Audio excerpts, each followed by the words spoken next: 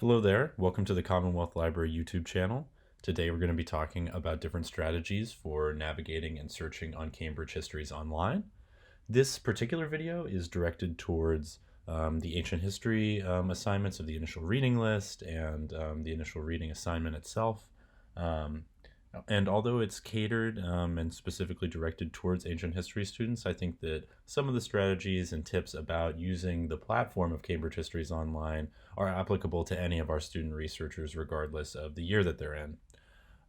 So I would first direct folks to head to the LibGuides page for the Commonwealth Library, which, as I've mentioned in previous videos, can be found either at the catalog, the online catalog that's available for the Commonwealth Library, or if you go to comschool.org/academics/library on the library page on the website, you'll see a link over to the LibGuides as well as the catalog itself. So multiple ways to get over here. Once you're in, you're going to want to click on the Ancient History Research Guide, and you'll see this lovely page over here. So I'd encourage you to make your way over to the page that is labeled Databases, and you can see we've got a little bit of a guide from Miss Budding on navigating and using Cambridge Histories Online, sort of reiterating and commenting on some of the topics that I'm going to be getting into today, and as well as some links to Cambridge Histories, as well as the Cambridge Companions to the Ancient World. So I think first we can go ahead and go over the Cambridge Companions to the Ancient World, because this is a really good starting point for students. You can get a good solid introductory sense of what's going on and how you might navigate Cambridge History's particular chapters once you go into this. So let's go ahead and get started on here. Just adding something very quickly about the Cambridge Companions to the Ancient World. This particular page is going to have a consolidated list, like you're browsing on a shelf, as Miss Budding said in one of her videos, of relevant resources for your ancient history paper. So looking through this in particular is a great first step. So you've got once the Roman economy, political thought, Greece in particular, and we've got a number of chapters as well. This is a specific listing of all the chapters that are in these 18 books that are available in the Cambridge Companion to the Ancient World. So I encourage you to sort through these and check them out and see if there's anything that is of use and interest for you and your paper topic. So something that I really want to hammer home before we actually get into the element of searching here is that you'll need to log in order to get full access. So when you're doing this login thing, you go through the Cambridge core account rather than institutional details. And on the using the Commonwealth Library LibGuide, there is a database master list for or database password and username master list that you can use in order to get into Cambridge Companions and Cambridge Histories Online. So be sure to check those out if you don't have that information readily available for you to sign in through. So I'm going to go ahead and do that. And I've got my information all lined up already, so it just brought me back into the Cambridge Companions to the Ancient World. 18 results is a little bit small, but as you can see, you can do chapters or books when you're refining your search. Furthermore, you can edit the publication date, whether you want it to be more recent, or the subject. And then additionally, you can add keywords. So this is something that I think is really important. Keyword searching in particular is going to help you hone and refine your searches into a much more accurate and relevant set of results. So let's think about this in application with some of the initial readings that are here.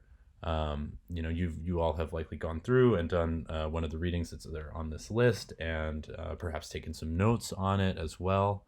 One that I've been directed to by Miss Budding is the food supply of the capital. So I'm going to go ahead and click on this and show you what the actual PDF is looking like. Now, I recommend as you're reading this that you be thinking about those future research steps and taking detailed notes about keywords. So in a previous video, I mentioned that great search terms are usually keywords that are either proper nouns, date ranges, key concepts, unique identifiers that are specific to a particular time period or historical movement. So I know after having gone through this particular article a little bit that we can find some keywords in this second page over here on 263, Gaius Gracchus, in 123 BC, started the regular distribution to the urban populace of cheap grain. And part of what this article is talking about is the general diet and makeup of what Romans were typically eating during a particular period, and grain plays a large and important role in this particular article. So I think that identifying something like this, looking for particular names, particular dates as well, scanning topic sentences of paragraphs, and going over those after you've given a solid read to the initial reading itself is helpful for identifying and figuring out how you might approach the keyword element of your search strategy. And that's something that you can apply over on the modification side of things, the refined search side, to the left-hand bit on the Cambridge Companions or the Cambridge Histories Online. Additionally, I'll just point you guys to the DOI link at the bottom of these pages right here on the PDFs of the Ancient History Initial Reading List. So all these PDFs are going to have this DOI link at the bottom, which would link you directly to the Cambridge Core listing of this particular chapter. So as you can see, it's identifying that it's chapter 15, the food supply of the capital, from part 3, logistical challenges, Cambridge Companion to Ancient Rome down here. And it's got a number of pieces of information regarding citation as well. You can save the PDF, you can share it, and it's got also a table of contents over here, which is quite helpful, and a text breakdown as well. So I would encourage you guys to look at these as well, because you have the advantage of being able to search the full text as well through this website. And I think it's also great for exporting right here. So if you click this cite button, it pulls up the citations tool, and you can do a simple copy and paste. You can download it whether to a Word document if that's preferred. Perhaps one of an online citation tool such as Zotero might be your preferred method of choice for gathering and compiling citations. So one thing I will say about this particular element of Cambridge Histories and the Cambridge Companions is that it does not export to Noodle tools incredibly well. So just be really cautious when you are copying and pasting or downloading this, that you make sure that all the elements of what you need for Chicago style citation, which you can do up here. We've got a number of different Chicago styles. Obviously, you would consult the LibGuide for the ancient history paper to determine, or the assignment itself to determine which particular use of Chicago Miss Budding is asking for. But when you are doing that transition from this generated citation on the Cambridge Histories and Companions to the online, you want to be cautious that all the elements are there that are necessary for identifying and sharing proper information about the sources that you're going to use in your research paper. Okay, moving over to the Cambridge Histories Online search. So, as you can tell, we've got a number of Cambridge Histories listed here up front. I think that this is really great because we've got 42 books here and it's sort of listed all out directly. You can browse if you're looking for a particular topic, but I will say that obviously simply glancing at titles isn't going to give you as intense search results as actually navigating to a specific keyword that you've searched, a specific topic that you've searched. So for instance, we could do Gaius Gracchus. Right, so as you can see, you're going to want to hit this access button over here.